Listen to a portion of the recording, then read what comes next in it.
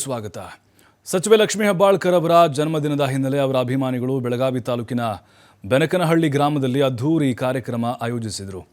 ಈ ಕಾರ್ಯಕ್ರಮದಲ್ಲಿ ಹಿರಿಯ ನಾಗರಿಕರಿಗೆ ಸನ್ಮಾನ ಮಾಡಲಾಯಿತು. 8 ಶತಾಯುಷಿಗಳಿಗೆ ಸಚಿವೆ ಲಕ್ಷ್ಮೀ ಹೆಬ್ಬಾಳ್ಕರ್, ಮಠಾಧೀಶರು, ಎಂಎಲ್ಸಿ ಚನ್ನರಾಜ್ ಹಟ್ಟಿಹೊಳಿ, ಮೃಣಾಲ್ ಹೆಬ್ಬಾಳ್ಕರ್ ಸನ್ಮಾನಿಸಿದರು. ಇದೇ ವೇಳೆ ಮಠಾಧೀಶರಿಂದ ಸಚಿವೆ ಲಕ್ಷ್ಮೀ ಹೆಬ್ಬಾಳ್ಕರ್ ಆಶೀರ್ವಾದ ಪಡೆದರು. ಇದೇ ವೇಳೆ ಮಾತನಾಡಿದ ಕಾರಂಜಿ ಮಠದ ಗುರುಸಿದ್ದ ಸ್ವಾಮೀಜಿ, ಲಕ್ಷ್ಮೀ ಹೆಬ್ಬಾಳ್ಕರ್ ರೂಪದಲ್ಲಿ ಕಿತ್ತೂರಾಣಿ ಚೆನ್ನಮ್ಮ ಮತ್ತೆ ಹುಟ್ಟಿ ಬಂದಿದ್ದಾಳೆ. ಲಕ್ಷ್ಮೀ ಹೆಬ್ಬಾಳ್ಕರ್ ಜನಪರ ಕಾರ್ಯಗಳನ್ನು ಮಾಡಿ ಜನಮೆಚ್ಚುಗೆ ಗಳಿಸಿದ್ದಾರೆ ಅಂತ ಹಾಡಿ ಹೊಗಳಿದರು. ಕಾರ್ಯಕ್ರಮದಲ್ಲಿ ವಿವಿಧ ಮಠಾಧೀಶರು, ಪಕ್ಷದ ಪ್ರಮುಖ ನಾಯಕರು, ಅಭಿಮಾನಿಗಳು ಭಾಗಿಯಾಗಿದ್ದರು. ಸಚಿವರ ಕುಟುಂಬದ ಸದಾ ಆಶೀರ್ವಾದದಿಂದ ಸದಾ ಅವರ ಒಂದು ಆಶೀರ್ವಾದದಿಂದ ಈ ಕುಟುಂಬ ಇವತ್ತು ಬೆಳೆದು ನಿಂತಿದೆ. ಅಂತಹ ಮಹಾನ್ ತ್ಯಾಗಿಗಳು, ಗುರುಸಿದ್ಧ ಮಹಾಸ್ವಾಮಿಗಳು.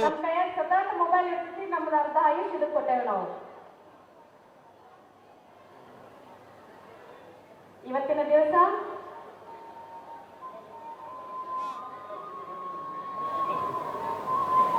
शंभरी गाठलेल्या या सर्वांना उत्तम आरोग्य, समृद्धी लाभो आणि त्यांचा आशीर्वाद ಮಾನ್ಯ ಸಚಿವರ ಆಶೀರ್ವಾದಕ್ಕೆ ಬಂದಿದ್ದಾರೆ. ಅವರಿಂದ ಸಚಿವರ ಕುಟುಂಬದ ಸದಾ ಆಶೀರ್ವಾದದಿಂದ ಸದಾ ಅವರ ಒಂದು ಆಶೀರ್ವಾದದಿಂದ ಈ ಕುಟುಂಬ ಇವತ್ತು ಬೆಳೆದು ನಿಂತಿದೆ. ಅಂತಹ ಮಹಾನ್ ತ್ಯಾಗಿಗಳು, ಗುರುಸಿದ್ಧ ಮಹಾಸ್ವಾಮಿಗಳು ಇವತ್ತ ಸನ್ಮಾನ್ಯ ಸಚಿವರ ಆಶೀರ್ವಾದಕ್ಕೆ ಬಂದಿದ್ದಾರೆ. ಅವರಿಂದ सचिवर कुटुंबात सदा स्वागत वाटतं. मी तुमच्या श्रांती घेतली नाही कधी. हा एकच आशय ठेवून लक्ष्मीताईंनी आज 100 गाठलेल्या या सर्वांना व्यासपीठावर बोलवलेलं आहे.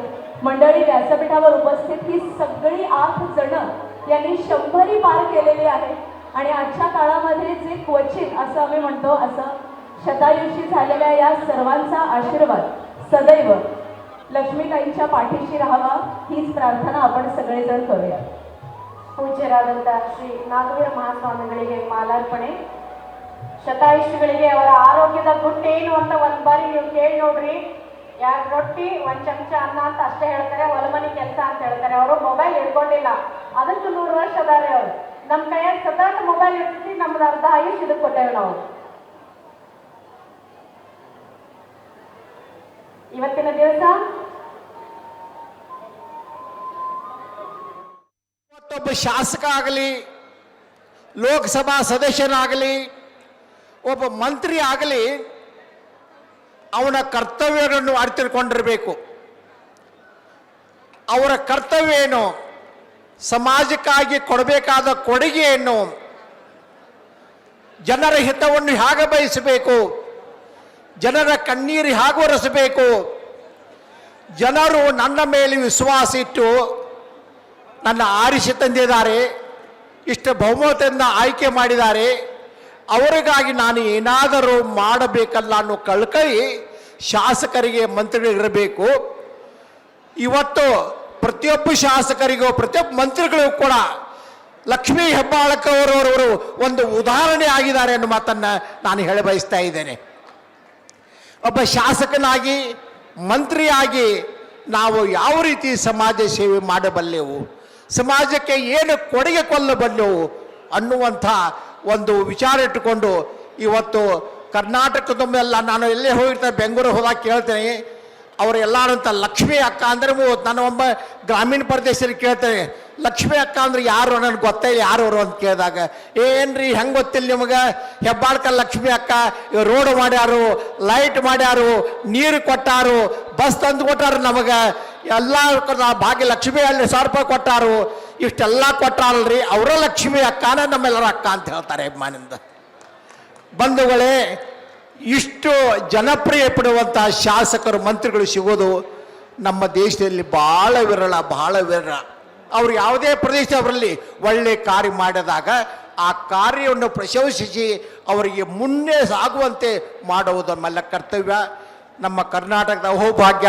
ನನಗನ್ನಿಸ್ತದೆ ಒಮ್ಮೆ ಝಾನ್ಸಿ ಲಕ್ಷ್ಮೀಬಾಯಿ, ಕಿತ್ತೂರು ಚೆನ್ನಮ್ಮ ಯಾವುದೇ ರೂಪದಲ್ಲಿ ಹುಟ್ಟು ಬರ್ತಾಳೆ, ಅವರೇ ಬರೋದು ಬೇಡ.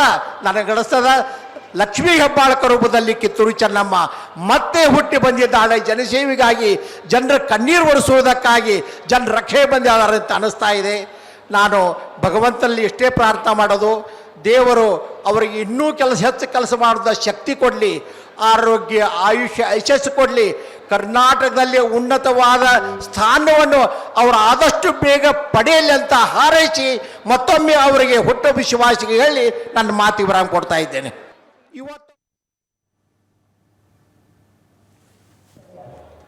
ಪೂಜ್ಯರಾದಂಥ ಶ್ರೀ ನಾಗವೀರ ಮಹಾಸ್ವಾಮಿಗಳಿಗೆ ಮಾಲಾರ್ಪಣೆ. ಶತಾಯುಷಿಗಳಿಗೆ ಅವರ ಆರೋಗ್ಯದ ಗುಟ್ಟೇನು ಅಂತ ಒಂದ್ ಬಾರಿ ನೀವು ಕೇಳಿ ನೋಡ್ರಿ. 2 ರೊಟ್ಟಿ 1 ಚಮಚ ಅನ್ನ ಅಂತ ಅಷ್ಟೇ ಹೇಳ್ತಾರೆ, ಹೊಲಮನಿ ಕೆಲಸ ಅಂತ ಹೇಳ್ತಾರೆ. ಅವರು ಮೊಬೈಲ್ ಹಿಡ್ಕೊಂಡಿಲ್ಲ, ಅದಕ್ಕೂ 100 ವರ್ಷ ಅದಾರೆ ಅವರು. ನಮ್ಮ ಕೈಯಾಗ ಸದಾಟ ಮೊಬೈಲ್ ಇರ್ತೈತಿ, ನಮ್ದು ಅರ್ಧ ಆಯುಷ್ ಇದಕ್ಕೆ ಕೊಟ್ಟೇವೆ ನಾವು. ಇವತ್ತಿನ ದಿವಸ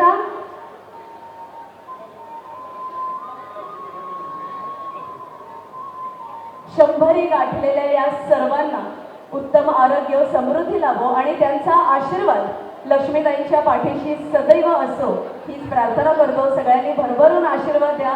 आणि आजोबा सगळेजण व्यासपीठावर आहात, तुमच्या चेहऱ्यावर सुंदर असं हास्य असू दे.